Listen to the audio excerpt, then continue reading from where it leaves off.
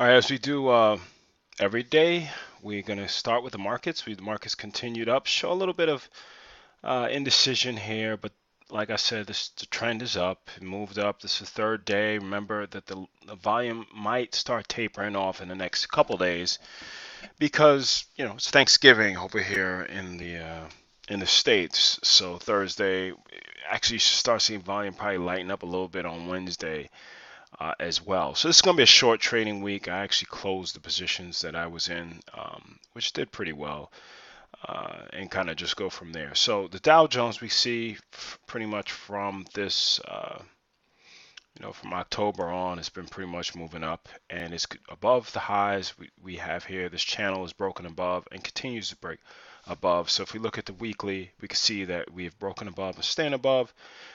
Do I expect, a little bit of retracement? You got so many green candles. You're talking about this is weeks. So, we'll just see how it goes from there. But it's looking good so far, so good. So the composite has pretty much the same thing as well.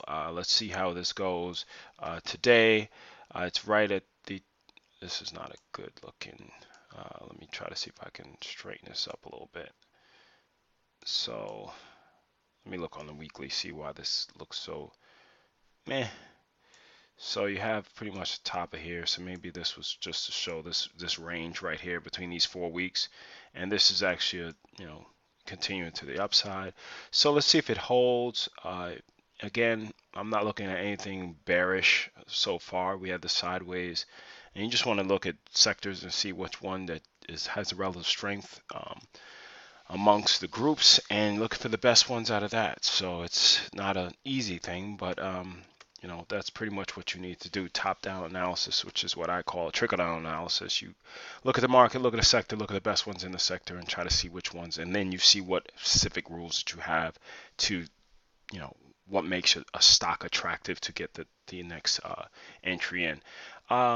S&P was down slightly today, and again, it could just be the start of something like this, or it could just be that, it had a couple of days. You saw the volume pretty much weaken a little bit from this day. So nothing that I'm really too concerned about. The financials have been doing really well, and we'll look at a couple of them as well. I was in FAS as well, and that one paid pretty well.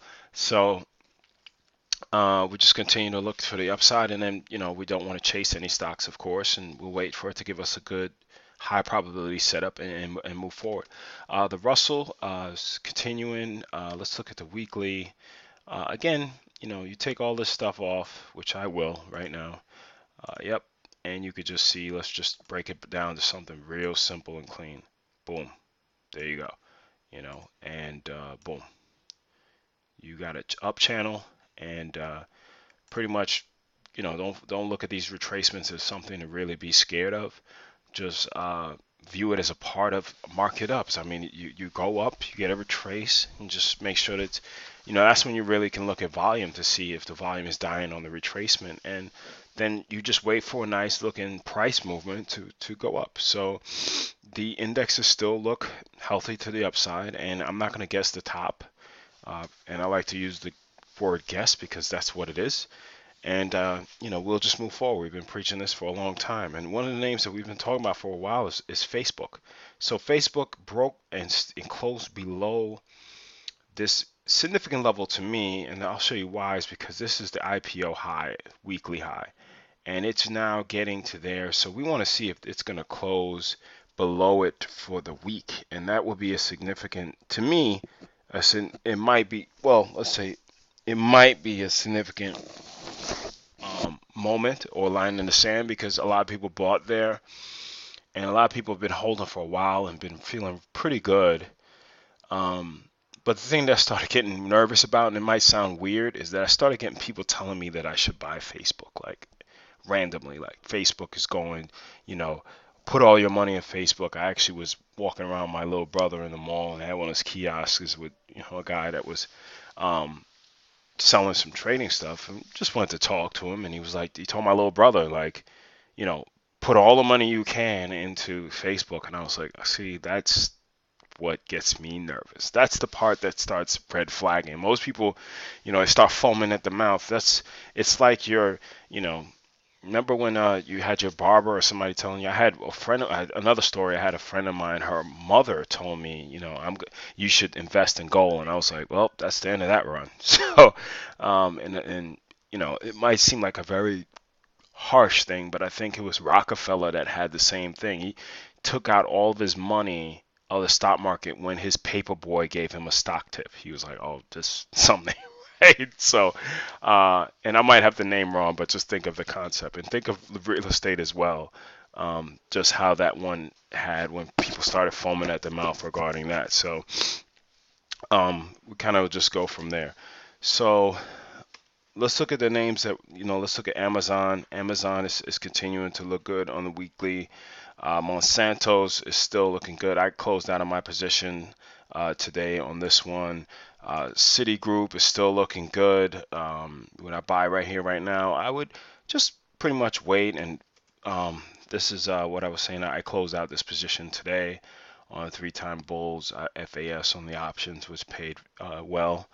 Some other names and some healthcare names that you should keep on your watch list is CI.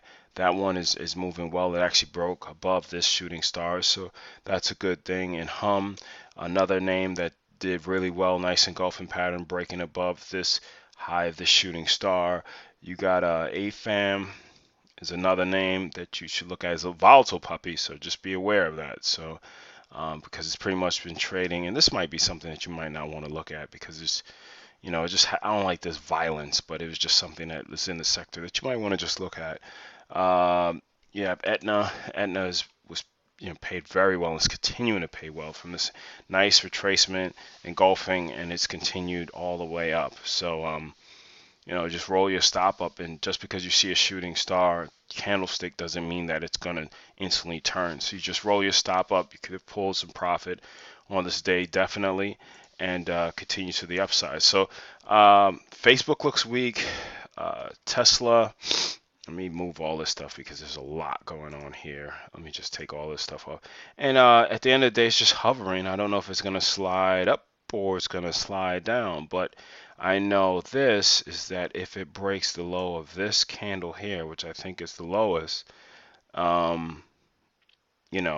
that 117.93, that could be a sign that it's going to continue to low, because it does have some, maybe the swing point right here could be something significant, but I'm not banking on it right now. So it could get down below to this 103 level. So we'll see. Solar City as well, another one, does not look good. Actually followed through, and now the 50 could be like your, if it follows through anymore, really it can fill this gap here of 41, 38. That doesn't look good as well. Price line's still creeping up, just small body candles. It's kind of weird, but it is what it is. It could just continue to the upside and just go from there. Apple's just trading this shit range. I mean, sorry for the language, but I want it break up or break down, but don't get caught in the chop, because let me tell you something. Swing trading, this is annoying. Day trading, you guys need to look at the big picture too, because this is annoying as hell to trade as well. So that's something that you kind of got to look at and say, you know what, this isn't giving me any follow through, and let me find something else to trade. You just don't have to be, single-minded on just one type of thing. You want to look at, there's a bunch of stocks and everything, so you really want to look at that. This was a pretty good close. You see the volume has increased to the upside, which is good. And then if it can just clear this high of 1053.19, that looks good. It looks like it continued to the upside because there's nothing but clear skies above. So we know that we've been talking about this consolidation for weeks. You got 1, 2, 3, 4, 5. We'll see if it could continue higher. So, but that's the highest high that it's ever had. So if it breaks above that, it could continue to run. So just keep that in mind. Also, IBM, I think IBM didn't look good as well. IBM didn't look, yeah, it's continuing to the downside. So, yeah, so we'll see what happens with that one. So, okay, again, this is Maximus Analysis. You can email me at maximusanalysis@gmail. I'm on Twitter. I'm on Stocktwits. I'm on this YouTube. So let me know. I got a couple things I'm working on in the background and make this improved experience, and we'll go from there. Take care.